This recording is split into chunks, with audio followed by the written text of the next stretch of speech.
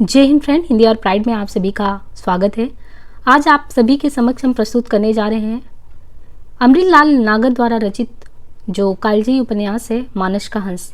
ये हिंदी साहित्य के लगभग बहुत सारे पाठ्यक्रमों में लगा हुआ है और मेरा ये निवेदन है आप सभी से कि इस उपन्यास में शुरू से अंत तक जरूर बने रहें, क्योंकि ये उपन्यास ना सिर्फ आपके पाठ्यक्रम की दृष्टि से आपके लिए महत्वपूर्ण है, अपितु आपके जीवन में अनवरत जो संघर्षों का झंझावात रहता है, जिनमें आप बहुत सी बार विचलित होते हैं, उनके लिए भी आपके लिए एक नया दृष्टिकोण देता है। बाबा तुलसीदास का जो युवा अवस्था था और जो जीवन के अनवरत संघर्षों के बाद जो उन्होंने इतना बड़ा महाकाव्य हम सभी के समक्ष प्रस्तुत किया है, उसके पीछे जो उनके अनुभवों का आप कह सकते हैं ना कि वो गुंथन है, वो हमारे समक्ष इस उपन्यास के माध्यम से दिखता है। तो इसलिए मेरी ये विनती है कि आप जरूर इस उपन्यास को पाठ्यक्रम से इतर भी जाके देखें। तो चलिए शुरू करते हैं उपन्यास। श्रावण की कृष्ण पक्ष की रात है। कृष्ण पक्ष की रात है। मूसलाधार वर्षा, बादलों की गड़गड़ाहट और बादलों की कड़कन से धरती लरज लरज उठती है। एक खंडहर है। देवालय के भीतर बौछारों से बचाव करते सिमट कर बैठे हुए 3 व्यक्ति बिजली के उजाले में पल भर के लिए तनिक सा उजागर होते हैं और फिर विलीन। ये ऐसा है कि जैसे बहुत तेजी से बिजली चमक रही हो और आप कहीं पे अंधेरे में फंस गए हो और आपको लगता हो कि अब कोई रास्ता नजर नहीं आ रहा है। वही चीज होता है बाबा तुलसीदास के साथ।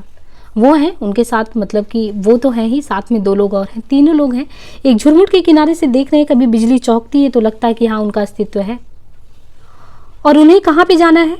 उन्हें निकल के जाना है, क्योंकि जहाँ पे वो ठहरे थे तो ऐसी व्यवस्था थी कि बहुत ज़्यादा दूर राजापुर गांव था नहीं। तो वो कहते हैं कि कैसे हम वहाँ सुबह तक रामू पहुँच पाएंगे। ऐसी स्थिति तो दिख नहीं रही, क्योंकि लगातार वर्षा हो ही रही है। तो फिर आवाज़ आती है कि नहीं, राम जी तो बहुत ही कृपालु है प्रभु, राजापुरा बहुत ज़्यादा दूर नहीं है। जैसे होता है कि 2-3 दोस्त आप बहुत तरीके से बुरे तरीके से फंसे हो तो कोई ढाढ़स बताता है कि चिंता मत करो दोस्त, हम जल्दी ही अपनी यात्रा को समाप्त करने वाले हैं। बिल्कुल उनको भी यही सुनाई देता है और हुआ भी ऐसा। तीसरे से स्वर की बात जो थी वो सच सिद्ध हुई कि हाँ वर्षा थम गई और अंधेरे में जो 3 आकृतियां थी वो मंदिर से बाहर निकली और चल पड़ी। यहाँ पे तो बाबा तुलसीदास और उनके मित्रों के साथ उनका जो है यात्रा शुरू हो जाता है, जहाँ पे उनको पहुँचना है। दूसरी कथा यहाँ से शुरू होती है मैना कहारिन। मैना कहारिन जब सवेरे टहल सेवा के लिए आती है, तो जैसे होता है कि मॉर्निंग वॉक पे लोग जाते हैं, तो मैना कहारिन भी बिल्कुल मॉर्निंग वॉक पे निकलती है और पहुँचते पहुँचते यहाँ पे वो दादी दादी पुकारती हुई जहाँ पे वो जाना चाहती है वहीं जाती है। तो यहाँ पे एक रत्ना मैया का आएगा। रत्ना मैया वही है बाबा तुलसीदास जी की पत्नी। बाबा तुलसीदास तो जीवन से संन्यास लेकर बहुत पहले ही निकल चुके होते हैं और रत्ना मैया अकेले रहती हैं और ये मैना कहारिन भी वहाँ पे आती जाती रहती है। तो वो सुबह सुबह आई तो उसने देखा कि वो कहीं पे दिख ही नहीं रही है। उसका मन ठनक गया। अब वो ऊपर नीचे पूरा घर छान मार रही है कि मैना दौड़ी दौड़ी जाती है श्यामा बुआ के पास कि श्यामा बुआ वर्षों पहले अपने घर बार की होकर दूसरे गांव गई थी और श्यामू के पिता भी पत्नी के मरने के बाद जो है उनकी विधवा बहन अब तक गांव में श्यामू की बुआ के नाम से ही सरनाम थी। सोमवंशी ठाकुर हैं।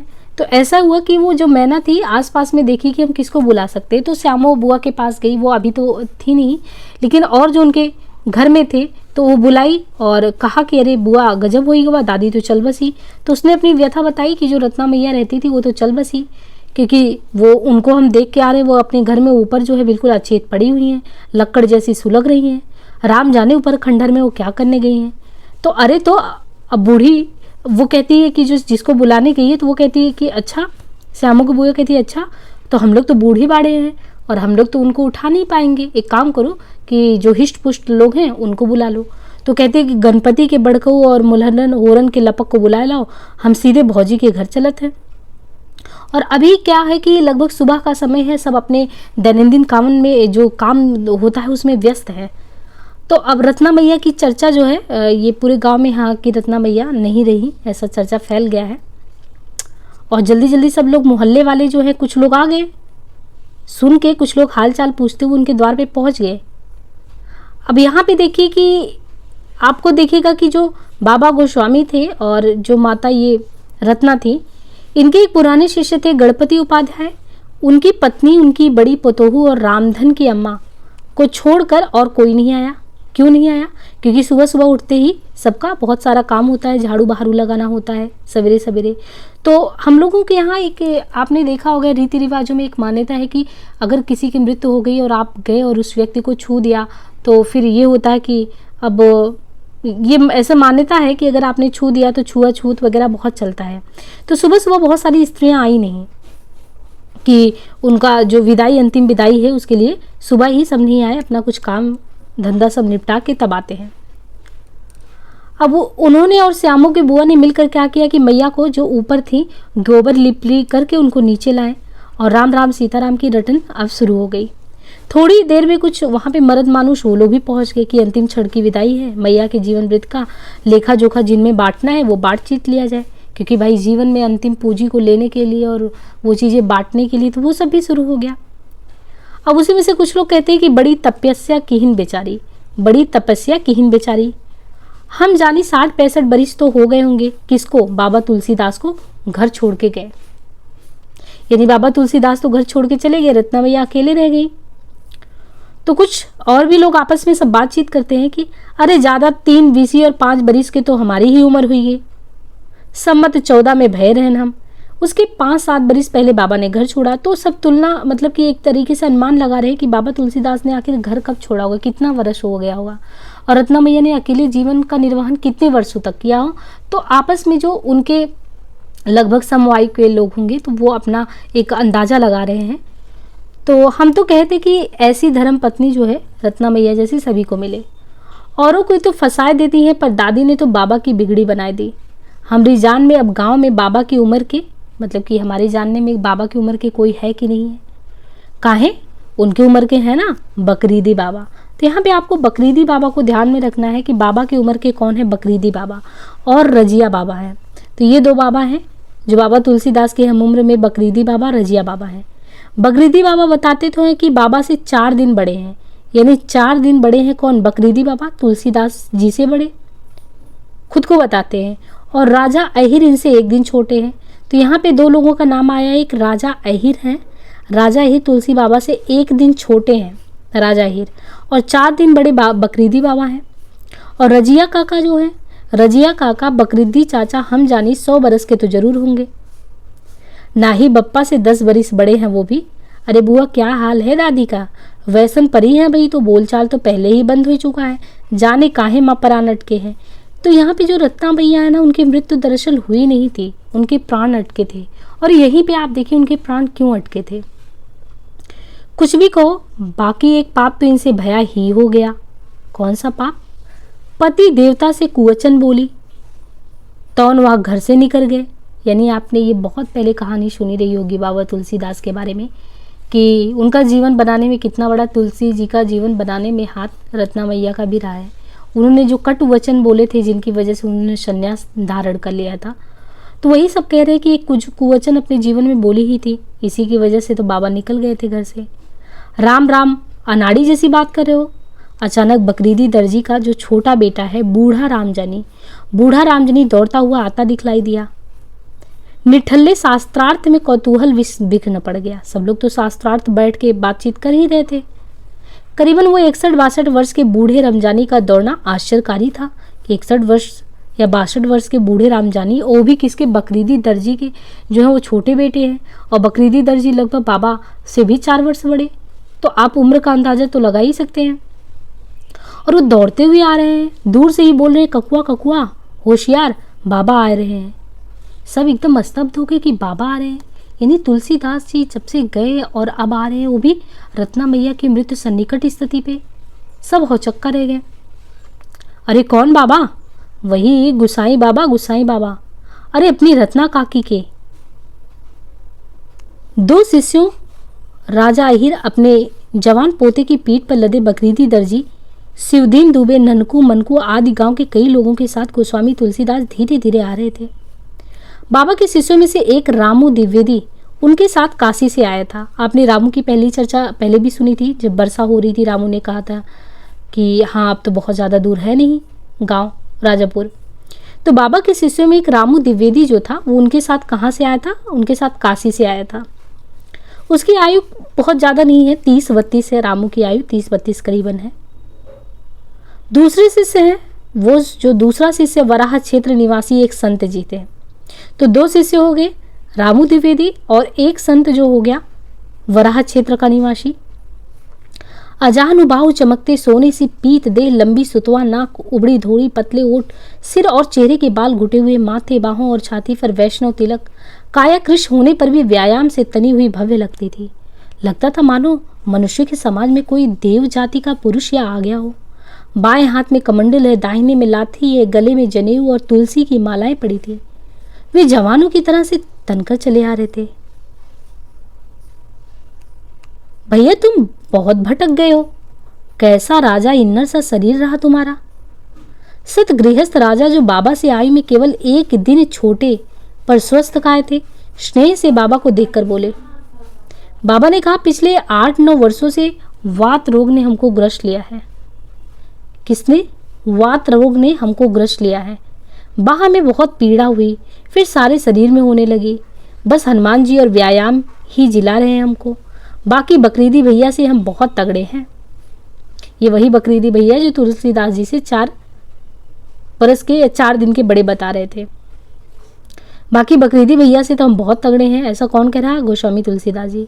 4 ही दिन तो बड़े हैं हमसे, और तुम्हारा जी चाहे तो तुम भी हमसे पंजा लड़ाई लो राजा। एक हंसी की लहर दौड़ गई। उसी समय अपने घर से मुक्ता पहने बाबा के पुराने शिष्य 68-69 वर्षीय पंडित गणपति उपाध्याय, ये वही गणपति उपाध्याय हैं जो रत्ना मैया की मृत्यु पे वो उनकी बहू ये सब आए थे। तो करीबन वो 68-69 वर्ष के हैं गणपति उपाध्याय। वो नंगे पैरों, क्योंकि इनके बाबा के पुराने शिष्य हैं, वो दौड़ते हुए आते हैं और आते ही भूमिष्ठ होके, यानी भूमि पे गिर कर वो जो है अपने गुरु को प्रणाम करते हैं। बाबा पहचान जाते हैं और पहचान कर गले लगाते हैं। गणपति ने मैया की गंभीर दवा बतलाकर अचानक आगमन को चमत्कारी बताया कि आपका आगमन ही तो बिल्कुल चमत्कारी ही है।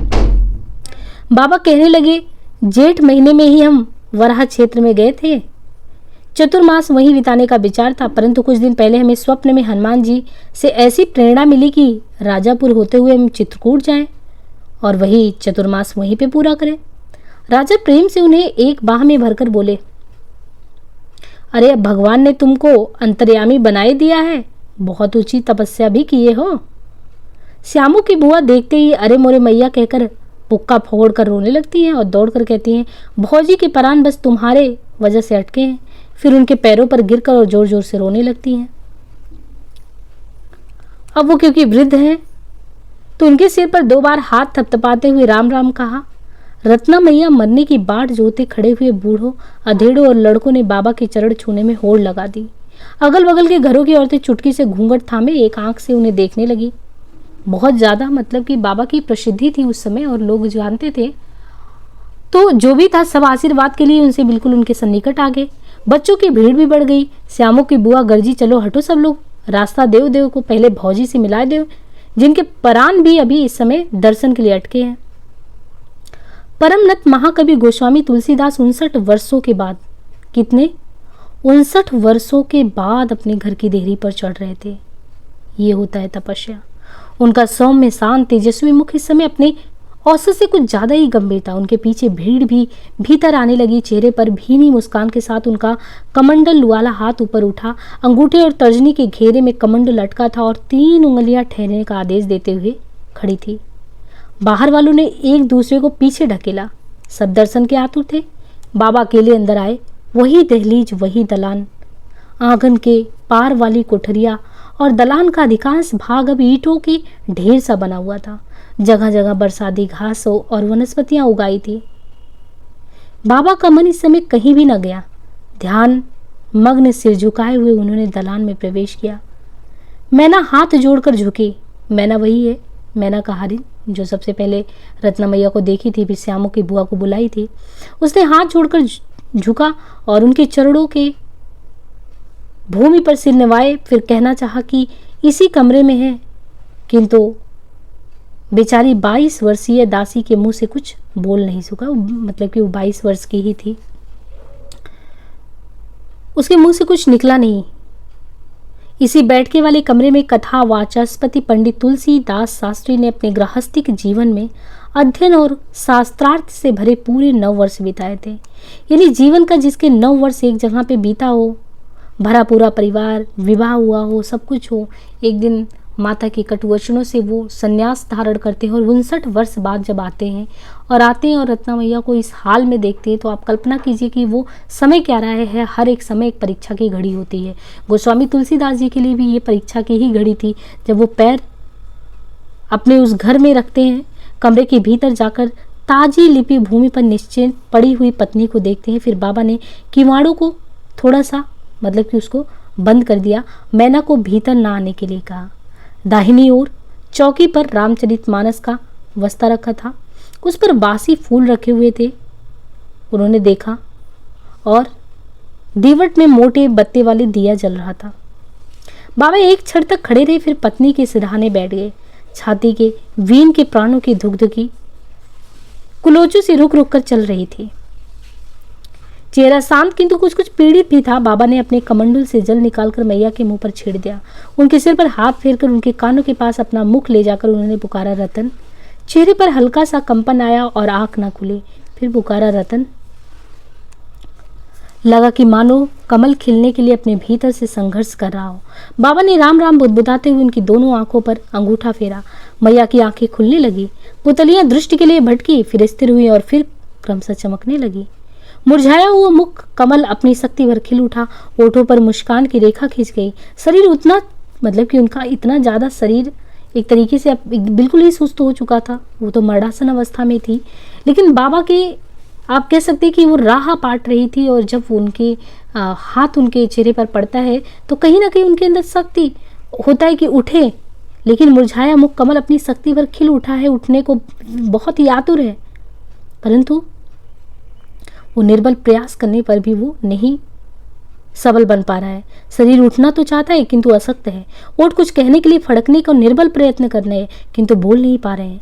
केवल 4 आंखें एक दूसरे में टकटकी, बाघें बड़ी सजी हुई उठी हों। पति की आंखों में अपार शांति और प्रेम तथा पत्नी की आंखों में आनंद और पूर्ण कामत्व का अपार संतोष भरा है। राम राम कहो रत्ना, सीताराम सीताराम। ओठों ने फिर फड़कना प्रारंभ किया। कलेजी की प्राण कुलाचे कंठ तक हो आई। सीताराम सीताराम बाबा के साथ साथ मैया के कंठ से भी क्षीण स्फुट ध्वनि मिली। बोलने के लिए जीव का संघर्ष और बढ़ा। बाबा ने मैया का हाथ अपने हाथ से उठाकर और प्रेम से दबाकर धीरे से कहा, बोलो बोलो सीताराम। एक हिचकी आई। मैया की आंखें खुली की खुली रह गई और काया निश्चेष्ट हो गई। मृतदेह पर जीवन की एक छाप अब तक शेष थी। विरह से सुनी रत्ना मैया सुहागिन होकर परम शांति पा गई। हमारी भारतीय दर्शन में अगर पति के पूर्व पत्नी का देहांत हो जाता तो अपने आप को बहुत ही सौभाग्यशाली मानती है। और रत्ना मैया भी बाबा तुलसीदास के 59 वर्षों के बाद इस तरीके से उनका आगमन, वो भी उनके मरणासन अवस्था में आकर, तो उनका जो एक अपनी एक साधना थी, एक स्त्री की साधना थी, वो उनकी साधना पूर्ण हुई। यहाँ पे वो बहुत खुशी से अपने जीवन का अंत जो है अपने पास देखी। बाबा थोड़ी देर वैसे ही मैया का हाथ अपने हाथ में लिए बैठे रहे, फिर उठे और भीतर वाले द्वार की ओर जाने के बजाय सड़क पड़ते 3 द्वारों में से बीच वाले का बेड़ना सरकाकर उसे खोल दिया और देखा कि वर्षों बाद खुलने के कारण जो जड़ होता है, लकड़ी जो होती है काष्ठ, वो भी खुलने में कैसा संघर्ष कर रहा है, जैसे मैया ने सीताराम शब्द उच्चारण करने में किया था। बाबा शांत भाव से बाहर चबूतरे पर आकर खड़े हो गए। यहाँ पे शुरू होता है दूसरा चैप्टर। मैया की मौत से कुछ पहले पलों तक देखें तो बाबा का अचानक आना गांव वालों के लिए कोई चमत्कारिकता से कम नहीं था। और वैसे भी सोचिए कि कोई व्यक्ति 59 वर्षों तक छोड़कर चला जाता है और अचानक उस समय आता है जब मैया मरणासन अवस्था में, तो ये कोई चमत्कार से कम है। बिल्कुल बाबा तुलसीदास जी का आना गांव वालों को चमत्कार ही लगा था। गोसाई महात्मा इस समय चांद सूरज की तरह लोक उजागर थे। उनके गांव में पैदा हुए थे जब हुमायूं और शेरशाह की लड़ाई पुराने दिनों की। भगदड़ में इधर उधर छितरा के भागने वाले मुगल लड़वैये डाकू बनकर लूटपाट और आतंक मचाने लगे थे। तब यह बिक्रमपुर गांव जो था, ये बिक्रमपुर गांव भी पूरी तरह से लूट पीट और खंडहर बन गया था और सभ्यता के मानचित्र से समझिए कि हट ही गया था। बस 2-4 गरीब पुरखे जो छोटे काम करने वाले हिंदू, 15-20 मुसलमान, उन्हीं के घर बचे थे। उस समय बाबा ने यहाँ आकर तपस्या की और संकट मोचन हनुमान को यहीं पे स्थापित किया था। उन्हीं के आशीर्वाद से राजापुर नाम पाकर यह गांव फिर से बसा था। यानी एक विक्रमपुर गांव था जो पूरी तरीके से ध्वस्त हो चुका था। अपने हनुमान जी की याचना से उन्होंने अपने आशीर्वाद से राजापुर नामक गांव जो बसाया था, उनके साथी सागियों में जो साथी संगाती होते हैं उनमें से भी 2 लोग अभी भी मौजूद हैं। इसलिए लोगों में जोश था कि मैया की अर्थी बड़ी धूमधाम से उठनी चाहिए, जरा 7 गांव लोग भी जाने कि बाबा सबसे अधिक उन्हीं के हैं। उनकी जन्मभूमि यही है, घर यही है, घरेती यही। और आज इतने बड़े विरक्त महात्मा होकर भी वे अपने हाथों अपनी अर्धांगिनी का दाह संस्कार करेंगे। विक्रमपुर उर्फ राजापुर के लिए यह क्या मामूली घटना होगी। जवानों में ही इस बात का सबसे अधिक जोश था। गांव के करीब करीब सभी बड़े बूढ़े स्त्री पुरुष भी लड़कों के इस जोश का जोशीला समर्थन भी कर रहे थे कि हाँ, बिल्कुल ऐसा ही होना चाहिए, बड़े ही धूमधाम से उनका अंतिम संस्कार होना चाहिए। और जो तुलसीदास जी से उनके सती संगाती में थोड़े आसपास की उम्र में थे, रजिया काका, बकरीदी काका, उनसे कहलाया गया है कि ऐसा कुछ हो। इनमें भी राजा भगत बाबा के विशेष मुँह लगे थे। बाबा अपनी जवानी में जब सोरो से आए थे तो राजा के घर पर ही ठहरे थे। देखिए, बाबा जब अपनी जवानी में जब सोरो से आए थे तब वो कहाँ पे ठहरे थे? राजा के घर। उन्होंने ही गांव गांव इनकी कथा वाचन कला का महात्म्य फैलाया था। जब दान दक्षिणा अच्छी मिलने लगी और इनके ब्याह की बात चली तो राजा ही की सलाह मानकर बाबा ने बकरीदी से यह जमीन खरीद ली थी। यानी जमीन बकरीदी की थी और जब उनको अच्छा खासा सब मिलने लगा था तो जमीन जो है बकरीदी से खरीद ली थी। राजा ने ही बाबा का यह घर भी बनवाया था। ब्याह बारात का सारा प्रबंध भी राजा ने ही किया था और अब तक अपनी रत्ना भौजी के साथ उनका वैसा ही निभाव भी रहा। सबके आग्रह से राजा और बकरीदी बाबा के पास गए। सबके आग्रह से राजा और बकरीदी बाबा के पास गए। बाबा चबूतरे पर कुशासन बिछाकर बैठे थे, पालथी मारी, मेरुदंड सहज तना हुआ, आंखें कहीं दूर अलक्ष्य में लगी हुई थी। सुमिरनी अपने कम से चल रही थी। सुकरखेत निवासी, अब यहाँ पे एक है सुकरखेत निवासी शिष्य संत बेनी माधव और काशी से साथ में आए थे रामू द्विवेदी। तो सुकरखेत निवासी थे बेनी माधव और काशी से जो रामू द्विवेदी, वो लोग भी बाबा के अगल बगल बैठे थे। यानी एक तरफ बेनी माधव, दूसरी तरफ रामू द्विवेदी। और बाबा को पंखे जो है जैसे पंखी झला जाता है तो वो झल रहे थे। बकरीदी को सहारा देकर उनके सामने से ही चबूतरे पर चढ़ाकर लाते हुए राजा पर बाबा की दृष्टि बरबस पड़ी। 4 दिन बड़े होने के कारण बाबा बकरीदी दर्जी को भैया कहकर पुकारते हैं, इसलिए उनके सम्मान में वे खड़े हो गए।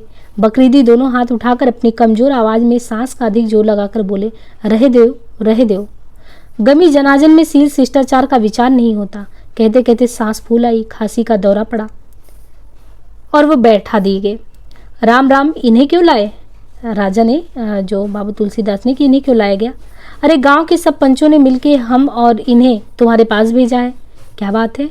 एक हाथ से दम फूलते बकरीदी की पीठ सहलाते हुए ओठों पर व्यंग की हल्की सी हंसी लाकर राजा बोले, अरे तुम इस गांव के महात्मा हो ना, महात्मा। तुम्हारी आवाई को सब पंच मिलके क्यों न बुनावे। बाबा के चेहरे पर भी फीकी मुस्कान आ गई। तभी बकरीदी फिर जोश में बोल उठे, यह बात नहीं है। हमारी भयू क्या कम महात्मा रही? यानी जो भौजी थी रत्ना भौजी, वो क्या कम महात्मा रही हैं? तुम तो हम पंचन को छोड़ के चले गए थे, वो जन्म भर हमारे ही साथ रही। सब लोग बाजे गाजे से विमान उमान बनाए के जनाजा ले जाना चाहते हैं। देर सबेर होए तो बोलना मत, या हमारा अरदास हो और हमारा ही हुक्म भी। तुम्हारा हुक्म हमारे लिए रामाज्ञा है। रामू, आज्ञा प्रभु। समय का सदुपयोग करो, राम नाम सुनाओ, जिससे भीतर का मिथ्या क्रंदन कोलाहल बंद हो। बाबा की आवाज़ सुनकर भीतर गांव भर की स्त्रियां जुटाई थी। हाय हाय मोर मैया कहकर मैया से संबंधित अपने अपने संस्मरणों को सभी सुनाने बढ़ बढ़कर लगाकर आपस में रोने का दंगल कर रही थी। अरे ननुआ का जब जर चढ़ा रहा तब तुम ही बचायो, अब काओ बचाई। हमार सोना और रूपा के बिहान में सब भम्बट तुम ही निपटाओ। तो ये जितने भी वहाँ के लोग थे वो सभी वहाँ पे एकत्रित हो गए और जो भी उनका वृत्तांत था एक एक करके उन्होंने वृत्तांत अपने ही जो वो भाषा है उसी में लिखा गया है, तो उसी तरीके से उन्होंने सब बाबा को सुनाने लगा कि हाय मोर भजिया, हाय तुम हमको पछाड़ कहाँ चले गए। इस तरह गांव भर के दुख सुख का इतिहास रत्ना मैया से जोड़कर कोलाहल की ऊंची मीनार बना रहा था। उस स्त्रियां जो थी उनको भी जैसे मैना कभी रो रो कर अपने कभी आंसू सीख स्वर में बतलाती थी कि कैसे बाबा के कमरे में घुसते उजाला हुआ करता है। दादी से सीताराम सीताराम बुलवाया। श्यामों की बुआ को यह कचोट की अपनी भौजी की असल चेली तो जन्म भर कौन रही और अंतिम चमत्कार देखने का सौभाग्य निगोड़ी मैना को ही मिला। मैना कहारी 20-22 वर्ष की यात्रा अगर देखें उसके जीवन का और वो रत्ना मैया के साथ गुजार रही, तो वही लोग कह रहे हैं कि जन्म भर रही साथ में, चमत्कार भी वही देखी, इसी दुख का दोहरा कर रोती रही। रामू द्विवेदी ने बड़े ही सुरीले और मधुकर ढंग से गाना आरंभ किया। रामू द्विवेदी जो बाबा के साथ आए थे कि ऐसे को उदार जंग माही, बिन सेवा जो द्रौ दीन पे राम सरिस कहू नाही। राम शब्द का रा मात्रा सुनते ही उनका मुखमंडल खिल उठा। धीरे धीरे ताली बजाते उन्होंने आंखें मूंद ली। ध्यान पट की श्यामता मन की तेजी से सिमट कर बीच में आने लगी। ध्यान पट आरूढ़ पीत हो गया, जैसे किसी रंग मंच की काली जवनिका उठा दी गई हो और जवनिका चारों ओर से गोलाकार होकर सिमटती हुई पीतपट के बीचों बीच अधर में लटक कर नाचने लगी। वह पीतपट ऐसा जैसे विद्युत रेखा चौड़ी होकर फर्श की तरह फैल जाए और उसका आड़ू निरंतर कौंधने लगे। यह चमक श्यामू बिंदु के चारों ओर आकर यूं पछड़ती जैसे तट पर सागर की लहरें पछाड़ खाती हों। लहरों की छोटी सी श्याम बिंदु में आकर निर्मित होने लगती है। बिंदु की श्यामता का वह आकार अपने आप में तेजी से समाने लौटता है। अरणपट के मध्य में कोटि मनोज लाजावन हारे सर्वशक्तिमान परम उदार सीतापति रामचंद्र का आकार इस तरह झलकने लगा कि जैसे ब्रह्म बेला में दुनिया झलकती हो। इस दृश्य का आनंद हृदय में भरने लगता है और अधिक स्पष्टता से दर्शन कर पाने को आग्रह ध्यान को और एकाग्र होता है। बाबा को ये लगता है कि गंगा मानो उलटकर अपने उद्गम स्रोत श्री रामचंद्र के कंजारूढ़ पदनख में फिर से समा रही हूं। फिर और क्या, कुछ ध्यान ही नहीं रहा। भीतर बाहर केवल भाव किसका था? भगवान का। तुलसीदास की कंचन काया एकदम निश्चेष्ट थी, वे समाधिलीन स्थिति में थे। अब ये देखिए सुबह से दोपहर का वक्त हो गया है और गांव में बिल्कुल वैसे ही हालत है। रत्ना मैया पड़ी हुई हैं। दोपहर तक राजापुर गांव में कहीं तिल रखने की भी जगह नहीं बची थी। बाबा तुलसी जी के दर्शन के लिए इतने लोग वहां पे आ गए कि तिल रखने की भी जगह नहीं है। हर व्यक्ति चाहता है कि वो बाबा का दर्शन पा जाए और सब वही होता है कि जब कोई दर्शन के लिए लोग आतुर होते हैं कि धक्का पेल मची हुई कि किसी को भी मिल जाए। तुलसी बाबा की जय लगा रहे हैं, कुछ रत्ना मैया की जय लगा रहे हैं। गोस्वामी जी महाराज का आगमन सुनकर आसपास के अनेक छोटे बड़े जमींदार और सेठ साहूकार भी वहां पे आ गए। और इतना ही नहीं, वो लोग तांबे के टंके, चांदी के दिरहम, सोने के फूल, पंचमेल रत्नों की खिचड़ी, मखाने जिसे बन पड़ा अर्थी पर सब लुटा दे रहे। गरीबी मंगतों की झोलियां भर गई। विमान के आगे ढोल दमामे, नरसिंगे, घंटा संग, घड़ियाल बजाते कोस भर का रास्ता 4 घंटे में, कोस भर का रास्ता है 4 घंटे में पार हुआ। सूर्यास्त के लगभग बाबा ने मैया की चिता में अग्नि दी। उस समय विरक्त महात्मा की आंखों से आंसू देखिए। यहाँ पे विरक्त महात्मा हो या कोई भी, तो जीव होता है, चाहे वो सन्यास का जीवन लिए हो। लेकिन अर्धांगिनी को जब वो चिता में अग्नि दे रहे हैं तो उनके भी आंखों में आंसू, यानी बाबा तुलसीदास के भी आंखों में आंसू है। कोई इतना कठोर हृदय नहीं हो सकता। यह देखकर आसपास खड़े उनके भक्तगण भाव विकलित हो गए कि जब बाबा के ही आंखों में आंसू है। जन समाज सीताराम सीताराम की रटन में लीन हो गया। सीताराम की गुहार बाबा के कानों में ऐसे पड़ी जैसे कोई अधा बंद गली में चलते चलते दीवार से टकरा कर अपना सिर चुटीला कर ले। मन को पछतावा हुआ, हे प्रभु तुम्हारी ये माया कैसी थी। जन्म भर जब तब साधना करते करते पंच मरो तब भी इसे पार पाना उस समय तक महाकठिन है जब तक कि तुम्हारे ही पूर्ण कृपा ना हो। उन्होंने ये कहने का उनका मतलब है कि जीवन भर साधना हमने कैसे किया, विरक्त सा जीवन जिया, अर्धांगिनी के साथ नहीं रहे, लेकिन ये सब कृपा आपके ही द्वारा है। नहीं तो कैसे ये संभव होता कि हम अंत समय में राजापुर गांव आते और अंतिम समय में जो चिता को अग्नि देती होती वो मैं खुद अपने हाथों से देता। मैं तो एक तरीके से विरक्त जीवन जी रहा था, लेकिन सब आपकी माया है, कोई इसे अछूता नहीं है। सुनता हूँ, विचारता हूँ, समझता भी हूँ, यहाँ तक कि अब तो दूसरों को विस्तार से समझा भी लेता हूँ, पर मौके पर ये सारा किया धरा चौपट हो जाता है। जैसे कोई भी ज्ञानी पुरुष आपको ये ज्ञान दे, ये संदर्भ आप उद्धव के कंठस्थ में समझ सकते हैं कि उद्धव जो है कृष्ण जी को कैसे प्रेम के बारे में समझाते हैं कि आप इतने बड़े महात्मा, एक तरीके से कृष्ण जी दुनिया के पालन करता, आप खुद ज्ञान से इतने सरोबोर हो सकते हैं, तो आप गोपिकाओं के प्रेम में किस तरीके से व्याकुल हैं, राधा के प्रेम में क्यों इतने व्याकुल हैं। तो उनकी इस काट को कृष्ण जी खुद उस स्थिति में होने के बावजूद भी नहीं दे सकते। तो उन्हें लगता है कि जीवन में जाओ, खुद अनुभव करोगे तो वो चीज़ जान जाओगे कि कोई कितना ही बड़ा हो, लेकिन आपके हाथ में सब कुछ नहीं होता है। बाबा तुलसीदास जी को भी लगता है कि हम तो कितने लोगों को ज्ञान देते हैं साधु संत महात्मा के लिए, भौतिक जीवन से उठकर अलौकिक जीवन जीने के लिए, परंतु आज मेरे ही हाथों ये चीज होना था। 59 वर्षों के बाद वो साधना अगर देखे तो क्या ये विघ्न पड़ना था? लेकिन नहीं, ये विघ्न बाधा नहीं है। वो खुद कहते हैं कि समीक्षा करता हूं कि आज सारा किया धरा चौपट हो गया क्या? हे हरि, वह कौन सी अनुभूति है जिसे पाकर मैं इस मोह जनित बहुत दारुण विपत्तियों के संत्रास से मुक्त हो सकूंगा? मेरे मन को वह ब्रह्म पीयूष मधु शीतल रसपान करने का कब अवसर मिलेगा कि जिससे वह झूठी मृग जल तृष्णा से मैं मुक्त हो पाऊं? और भी बहुत कुछ कहने को है। अगले शुक्ल पक्ष की सप्तमी को आयु के 90 बरस पूरे हो जाएंगे बाबा को, 90 वर्ष। अब भला मैं और कितने दिन जीऊंगा जो तुम मुझे आशा निराशा की चक्कर घिन्नी में नचाते ही चले जा रहे हो? दया करो राम, दया करो। आंखें फिर भर आई। पीछे पीछे सीताराम की भीड़ में कहीं कहीं बातें भी हो रही थी, लोग बात भी कर रहे थे पीछे। छुपाए रहो, शास्त्री अवसर देखो, या प्रेमाश्रु है या प्रेम आंसू है। यानी लोग कह रहे हैं आपस में कि ये शास्त्रीय अवसर देखो कि ये प्रेम के आंसू हैं बाबा की आंखों में, प्रेमाश्रु और ज्ञानी बहावे। तो ये कुछ लोग होते हैं ना, आपस में बात करते हैं।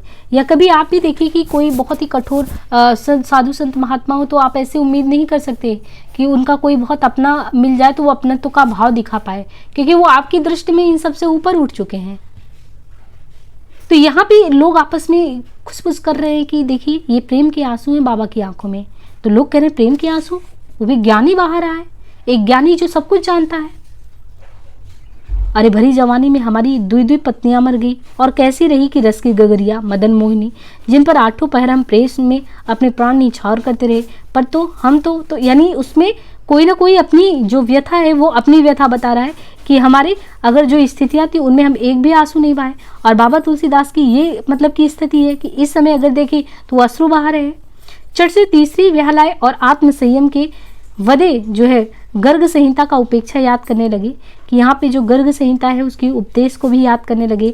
दुर्जना शिल्पना दासा दुष्टया पटया स्त्रिया ताड़िता मार्दव यंती नते सत्कार वाजनम।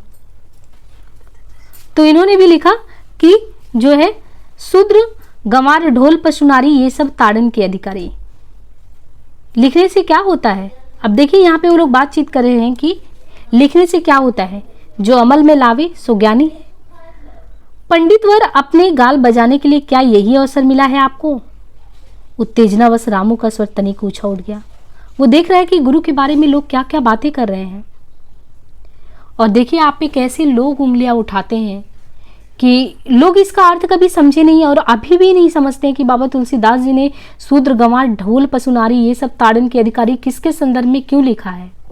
लोगों को तो यही लगा कि बाबा तुलसीदास जो संन्यास धारण कर लिए हैं इन मोह माया से, उनको बिल्कुल वो विरक्त सी स्थिति में हो गए, तो फिर वो प्रेमाश्रु जो है पत्नी की वियोग व्यथा पे, वो उनके निधन पे क्यों बहा रहे हैं। और लोग ये भी तंज कस रहे हैं कि वही लिखना, जैसे होता नहीं कि लोग कहते हैं करनी कथनी में अंतर, तो लोग बाबा पे आरोप प्रत्यारोप भी कर रहे हैं। लेकिन उनका शिष्य जो रामू है वो कहता है पंडितवर अपने गाल बजाने के लिए क्या यही अवसर मिला है? यानी ये अवसर पे आप इस तरीके से बात करें, क्या आपको अवसर सही समय लग रहा है ये इस तरीके से बात करने का? वो भी गुस्से में। रामू, बाबा ने पीछे घूमकर देखा, बोला रामू। रामू और बेनी माधव बाबा के पीछे खड़े थे। उनसे 10 कदम पीछे कोने में अधेड़ वय के वैष्णव तिलकधारी शास्त्री और विपुंडधारी सुमेरु जी थे। अधेड़ वय के थे वैष्णव तिलकधारी शास्त्री और त्रिपुंडधारी सुमेरु। बाबा की गर्दन पीछे मुड़ते ही वो दोनों चोर की तरह पीछे दुबक गए जो बात कर रहे थे। यद्यपि उन्होंने उनकी ओर देखा तक नहीं था। बाबा का आदेश पाते ही रामू का क्रोध से जो तमतमाया हुआ चेहरा विवश भाव से नीचे झुक गया। वही होता है कि कोई ज्ञानी पुरुष, शांत पुरुष जो महात्मा होता है वो छोटे छोटे लोगों की बातों पर ध्यान नहीं देता है। यहाँ पे बाबा तुलसीदास जी ने अपने शिष्य को डांटा इस बात पे कि अगर विपुंडधारी तिलकधारी शास्त्री इस तरीके से बात कर रहे हैं तो ऐसी बातों पे तुम गुस्सा करके अपना समय जायज ना करो। शमशान से लौटने पर बाबा की इच्छा थी कि संकट मोचन हनुमान जी के चबूतरे पर सोएं, पर बड़े बड़े लोग उनके विश्राम के लिए राजसी सुख प्रस्तुत करने को आतुर थे। हर एक उन्हें अपने शिविर में ठहराना चाहते थे। राजा अहिर इन बड़ों की बातों से बिगड़ गए। जो राजा अहिर थे, राजा अहिर वो इन सबसे बहुत ही ज़्यादा बिगड़ गए। बोले भैया अंते कहीं नहीं सोएंगे। अरे यहाँ उनका घर है, गांव है, जन्मभूमि है, वो यहाँ सोएंगे। और जब आपको बहुत कुछ मिला होता, आपकी प्रसिद्धि होती है, तो लोग आपको किस तरीके से आमंत्रित करते हैं वो यहाँ पे आप देख सकते हैं। इस समय बाबा को सभी उनके कृपा पात्र बनना चाहते हैं और उनको भौतिक जो सुख सुविधाएं उससे लाभ देना चाहते हैं। परंतु क्या उस मिट्टी में जहाँ पे वो रहे हैं, रत्ना मैया रही हैं, क्या उससे बड़ी चीज़ उनके जीवन में कुछ हो सकता है? जीवन की साध उससे पूरी होगी क्या कहीं पे, और कहीं पे सुख सुविधाओं के बीच? ये भी आपको देखना है। मैंने कहा था इस उपन्यास के शुरू से अंत तक बने रहिएगा, आपको बहुत कुछ सीख मिलेगी इस उपन्यास से। घर, गांव, जन्मभूमि, यह शब्द बाबा के मन में तीनों फांसों से चुभ व्यंग फूटा। हंसी आई, कहा घर घरैतिन के साथ गया। देखिए उन्होंने क्या कहा, जो ये घर था घरैतिन यानी जो रत्ना मैया थी उनके साथ घर घरैतिन के साथ गया। गांव तुम्हारे नाम से बसता है और यही रही जन्मभूमि। वह तो शुक्र खेत में है भाई, यहाँ से तो कुटिल कीट की तरह माता पिता ने मुझे जन्मते ही निकाल फेंका था। राजा के चेहरे पर ऐसी झेप चढ़ी कि मानो बाबा को घर गांव से निकाल फेंकने का अपराध उन्हीं से हुआ हो। दरअसल ये राजा जो थे ये इनके तुलसीदास जी के बड़े भैया थे और ये आज कह रहे हैं कि जब हमारा जन्म हुआ था तो माँ तो हमें जन्मते ही यहाँ से निकाल फेंक दिया था। और ये चीज़ राजा जो उनके बड़े भैया हैं उनके चेहरे पर जैसे बिल्कुल वो झेप गए कि क्या कह रहा है उनका छोटा भाई। मानो बाबा को घर बार से निकाल दिया, वो अपराध उन्हीं ने किया हो। किंतु उनका मन बचाव के लिए तुरंत ही झुक पाया, मुस्कुराया, फिर कहा तो उसमें बुराई क्या भाई, गांव से निकले तभी तो तुम राम जी के शरण में पहुंच गए। तुलसी बाबा भीतर ही भीतर कट गए, सिर झुकाकर कहा नीकी कही, तुम खरे गोस्वामी हो रजिया, मेरा बहका पशु पकड़ ले। ठीक है, मैं उसी घर में रहूंगा जिसे तुम मेरा कहते हो। राजा और बाबा की बातों में ऐसी पहली उलझती थी कि जिसे सुलझाए बिना ना तो वेनी माधो जी को चैन पड़ता न उनके शिष्य रामू द्विवेदी को। दरअसल वो जो दोनों शिष्य आए थे रामू और वेनी, वो कुछ अपने गुरु के बारे में, उनके जीवन के बारे में बहुत कुछ जानना चाहते थे और उनके लिए सबसे बढ़िया रास्ता था जानने का ये जो उनका जीवन अभी वो देख रहे थे, रत्ना मैया से संबंध, उनके घर से संबंध, उनके भैया से संबंध और उनका पूरा वो जीवन का यात्रा वृत्तांत क्या था, वो सब कुछ उनके शिष्य दोनों थे वो जानना चाहते थे और जीवन के लिए बहुत कुछ लेना चाहते थे। संत बेनी माधो जी की आयु करीबन वही 50-55 जो थी उसी के बीच में थी। संत बेनी माधो की 50-55 के बीच में, और जो रामू पंडित थे अभी 31 के ही थे। बेनी माधव गत 7-8 वर्ष से अपने आप को बाबा का शिष्य मानते हैं। करीबन कितने 7-8 वर्ष से कि हम बाबा के शिष्य हैं और 50-55 की आयु है। बाबा तो 90 वर्ष के हैं लगभग। कुछ महीनों तक तो वे काशी में उनके पास ही रहते, बाबा के पास ही बेनी माधव। किंतु उनके बेलगाम मन को, उनके जो बेलगाम मन था, उनका लगाम मतलब कि मन जो था वो लगाम में नहीं रहता था, तो बेलगाम मन को बाबा के सिद्ध गोस्वामित्व से इतना भय लगता था कि उनसे प्रतिक्रियाएं उठने लगती थी। तब बाबा ने उनसे कहा कि वट वृक्ष के नीचे दूसरा पौधा नहीं उगता है। उनसे कहा बेनी माधव से कि जो वट वृक्ष है उसके नीचे दूसरा पौधा नहीं उगता। बेनी माधव तुम वराह क्षेत्र में रहो और मन को वहीं पे लगाओ, बीच बीच में जब जो चाहो, मतलब कि जब तुम्हारा मन करे यहाँ पे आ जाया करो। तब से वे प्रतिवर्ष अपना कुछ समय गुरु सेवा में बिताते हैं। और जो रामू है वो बचपन से ही बाबा के साथ रह रहा, उन्हीं के साथ। काशी की महामारी के दिनों में उसने बाबा के आदेश के अनुसार, जब काशी में महामारी फैली थी उसी दिनों में उसने बाबा के आदेश के अनुसार किशोरों का सेवक दल संगठित करके काशी में बहुत बड़ा काम किया। फिर अपने पितामह के देहांत के बाद वह उन्हीं के पास यानी बाबा तुलसीदास के पास रामू रहने लगा और बाबा ने भी उसे संस्कृत पढ़ाई। अब वही उनका देखभाल करता है, हरदम बाबा का मुखार विंद ही निहारता रहता है। वो उनकी एक एक भाव भंगिमा को पहचानता, उनकी अचूक और निष्कपट सेवा भावना, अध्ययनशीलता और गायन तथा काव्य प्रतिभा से प्रसन्न होने के कारण बाबा उसे, मतलब कि बाबा तुलसीदास एक तरीके से रामू को अपना पुत्र ही मानते हैं। और ये दोनों शिष्य हैं, बेनी और जो है रामू। इन दोनों शिष्यों के साथ बाबा जब घर पहुंचे तो देखा कि लेटने के लिए उनकी चौकी बाहर चबूतरे पर लगाई गई है, चौकी जो है, और गणपति उपाध्याय पास ही में खड़े उनकी बाट देख रहे हैं। घर का द्वार खुला देखकर वे भीतर चले गए। दलान से बैठके में झांक कर देखा तो जहां उनकी पत्नी ने प्राण तजे थे वहीं श्यामों की बुआ दिए की बत्ती ठीक कर रही थी। बाबा रात में पहचाने नहीं। पूछा कौन है माई?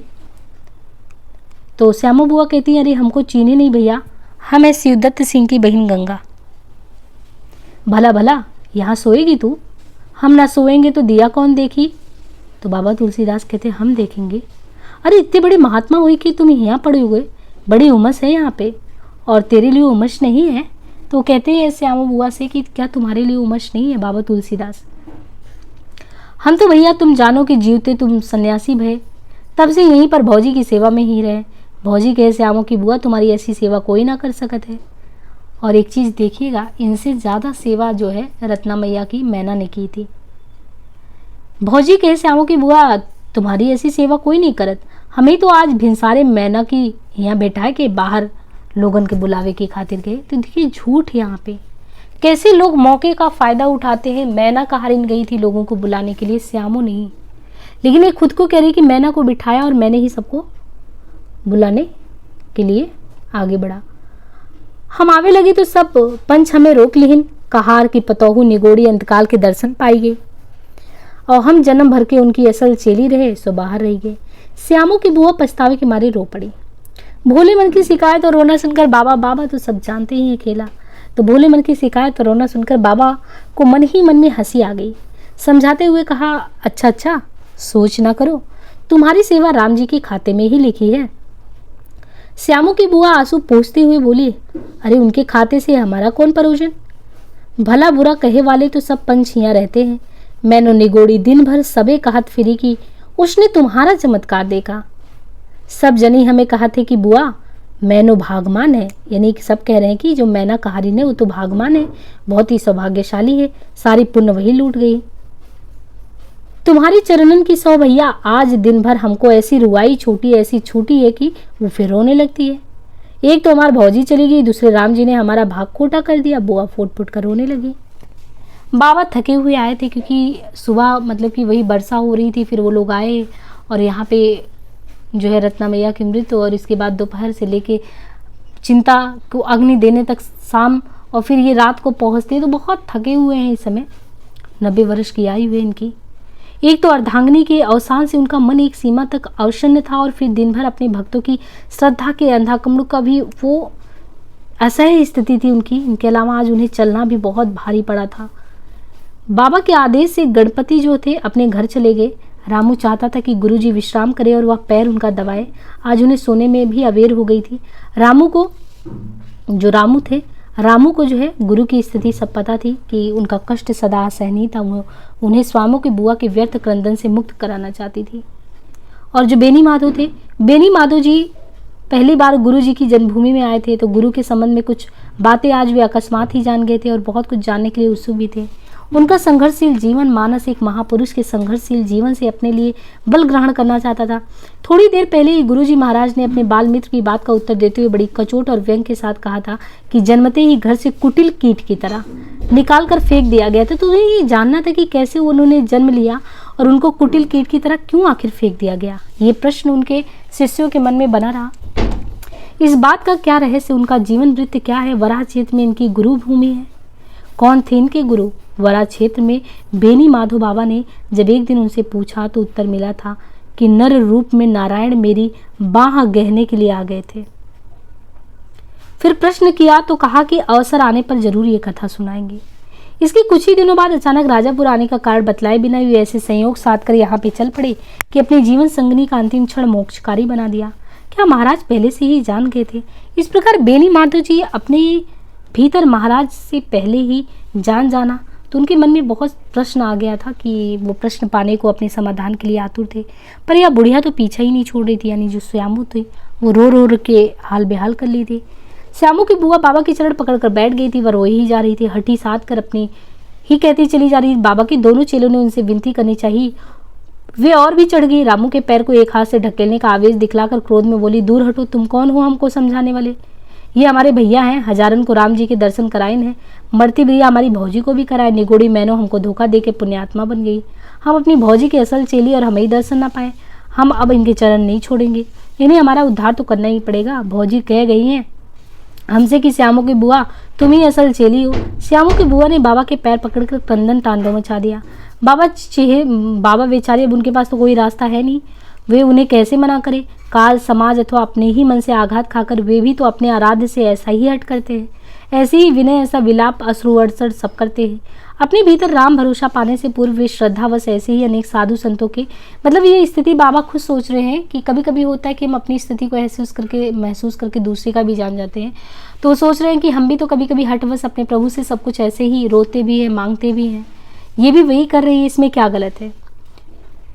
और उन्होंने भी देखा कि आज राम राम के प्रताप से ही वे ये भी दिन देख पा रहे हैं कि लोग उनके दर्शन के लिए एक भिखारी बनकर चिरौरियां कर रहे हैं।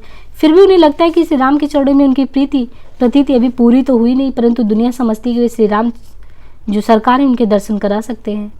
हे राम, तुम्हारे नाम की महिमा और तुम्हारे ही शील से आज मुझे तो ये गौरव देखने को मिला है, उसे देखकर मैं बहुत ही संकुचित हो रहा हूँ। माँ भाव ने उनका उद्वेलित होकर अपनी अंतर्लय का स्पर्श पाया। मन में चलते हुए शब्द अब लयात्मक गति पाने लगे।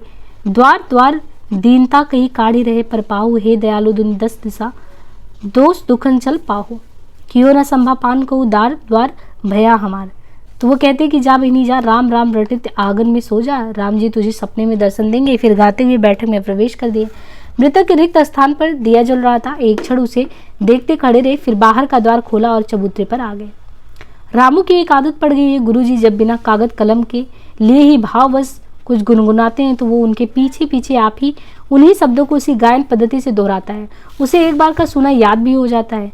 बाबा चौकी पर बैठ गए। पद गुनगुनाते दोहराते हुए रामू झट से अपने कंधों पर रखा अंगोछा उतार कर गुरुजी के चरण पोंछने लगा। गुरु के चलित अंतर्भाव का झटका पैर जो बाहर था पैरों में प्रदर्शित हुआ।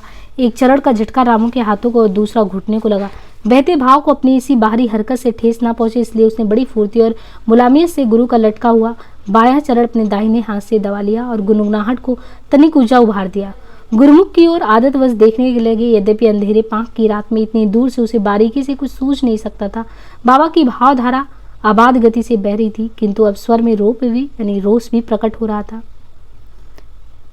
कहते कि तनुजन्य कुटिल कीट यानी तनुजन्य कुटिल कीट जो तजु माता पिता हो, यानी वो कहते हैं कि जन्म कैसे एक कुटिल कीट की बात हमको निकाल कर फेंक दिया गया था। और फिर उनका स्वर का रंग बदल जाता है कि काहे को रोप, काहे को रोष दोष, काहे को घर मेरो ही अभाग मोसो सकुचित छोई। रोज का समन होते ही सेब सारी पंक्तियां धारा प्रवाह गति से बह गई, यानी उनकी आंसू धारा जो है प्रवाहित होने लगी। रामू को एक बार भी अपना स्वर उठाकर बाबा की सहायता नहीं करनी पड़ी। बाबा का स्वर आत्मनिवेदन रस में भीगता ही चला गया।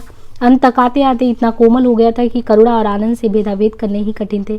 गुरुमुख गंगा में दोनों शिष्य भी तैरते हुए डुबकियां मारते हुए छक रहे थे, लेकिन सबसे अधिक सुख तो भौजी की असल चेली ने पाया। बैठक के द्वारे से चौखट टेक लगाए बैठी थी। वह ठसक भर संतोष के साथ अपने उठे हुए घुटनों पर मुट्ठी बांधे टेक कर उन पर अपनी थोड़ी टिकाकर सुन रही थी। संत मेदी माधव ने उठकर गुरुजी चरण स्पर्श कहा, कृतार्थ भैया महाराज, आपके जन्म काल के त्याग वाली बात हमारे मन में चल रही थी, उसे आपने कृपा पूर्वक अपनी वाणी से और उत्तेजित कर दिया। और जब इतनी उमस बढ़ ही गई है तो कृपा पूर्वक में भी मतलब कि मुझे भी अवश्य ही बरसाइए। मेरे और लोक कल्याण के लिए अनुचर की झोली में आपका जीवन वृत्त पड़ जाए, सेवक का यह जन्म भी सफल हो जाए। वे संत कौन थे जिन्होंने? श्यामू की बुआ खुद भी अपने भैया से कुछ निवेदन करना चाहती थी। उन्हें भय हुआ कि एक से जब इतनी लंबी बकवास कर रहा है तो निगोड़ा दूसरा भी कहीं न लपक पड़े, इसलिए झट से उठी और चलती बात में भैया के पैरों पकड़कर कहना चालू किया, भैया तुम पूरे अंतर्यामी हो, हमारा जीव जुड़ाई गया। अरे हम अपनी भौजी की असल चेली और चमत्कार देखिस निगोड़ी मैनो।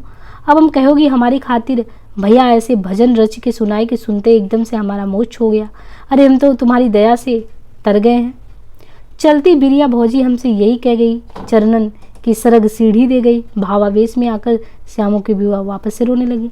बाबा ने बुआ की झुकी पीठ पर हल्की उंगलियां कोच कर छेड़ा, अरे तू तो यहाँ पर तरके बैठ गई है, वहाँ तेरी भौजी का दिया बुझ जाए तो। उनको बाबा ने गोस्वामी तुलसीदास जी ने याद दिलाया। वो कहती, हाय राम, कह के बुआ उठने को हुई कि बाबा ने उनके सिर को अपने हाथ से थपथपा कर कहा, रहने दे, हमने तो ऐसे ही छेड़ दिया, रत्ना का दीपक तो हमारे हृदय में दीपित है, जा तू सो जा। और अब भौजी भैया रटना छोड़कर सीताराम सीताराम रट। पद रचना के समय पैर पोछने का काम रुक गया था, पर रामू ने बुआ संवाद की अवधि में कर डाला।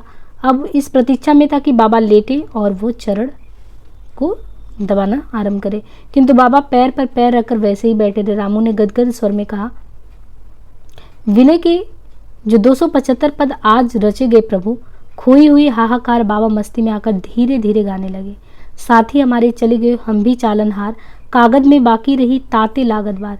बाबा ने इतने करुण स्वर में गाया ये चीज़ कि शिष्यों की आंखें भरने लगी। बेनी माधव बोले, अब तो आपका जो ग्रंथावतार कराने के लिए आतुर ही हो रहे हैं और आप कबीर साहब के शब्दों की आड़ लेकर मरण कामना कर रहे हैं। अपने अनुचरों पर इतना अन्याय नहीं करिए। अवतार धारण करने पर अविनाशी ईश्वर को भी मृत के माध्यम से ही अपनी लीला संवरण करनी पड़ती है। मैं तो प्रभु का एक तुच्छ सेवक मात्र हूँ, तो क्या मेरी इच्छा पूरी नहीं होगी महाराज? रामभद्र जाने, सब कुछ उन्हीं की इच्छा से होता है, किंतु हमारे जीवन वृत्त में धरा ही क्या है? जन्म काल से लेकर अब तक केवल अपार दुख दुर्भाग्य ही मेरे साथ रहा है। लोक में कहीं ठौर ठिकाना नहीं मिला, पर लोक की जनता नहीं। मेरे जीवन में जो सार्थत्व है वो केवल राम नाम है। वही तो दर्शाना चाहता हूँ गुरुजी। चरितों में रामचरित ही तो श्रेष्ठ है।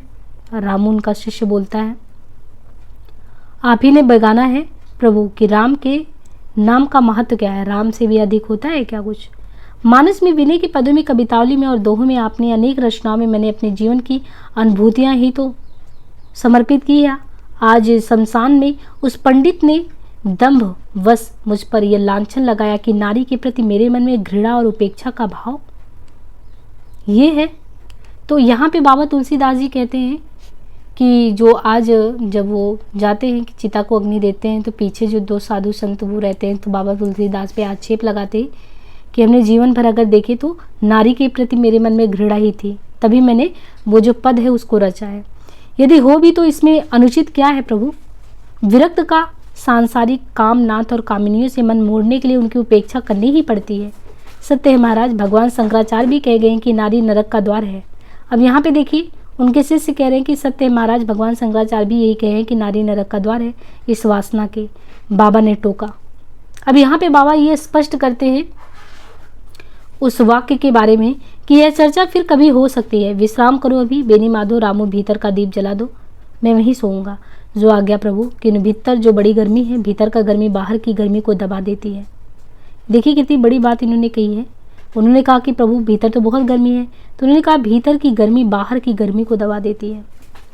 रामू को फिर कुछ कहने का साहस भी नहीं हुआ। भीतर बने दलान में आते हुए उठा और कमरे की दीपक को आलोकित यानी दीप जो था उसको आलोकित किया। फिर मृतक के यही रस को देकर वो विश्राम करने लगे।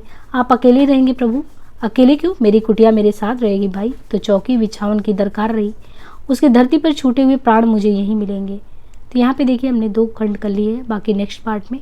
अब यहाँ से आप देखिए आगे, तो यहाँ तक आपने एक चीज़ तो देखा होगा कि संत बेनी माधव और रामू उनके साथ रह रहे हैं, और ये बड़ा ही संयोगवश सब हुआ था कि किस तरीके से वो अचानक राजापुर आते हैं 59 वर्षों के बाद, और किस तरीके से उन्होंने अपने जीवन के संघर्ष के बहुत सारे संदर्भों को यहाँ पे उकेरा है। बाकी बहुत कुछ जानेंगे आगे कड़ी में, तो इसलिए आप उपन्यास को बराबर सुनते रहें। आज के लिए इतना ही, धन्यवाद।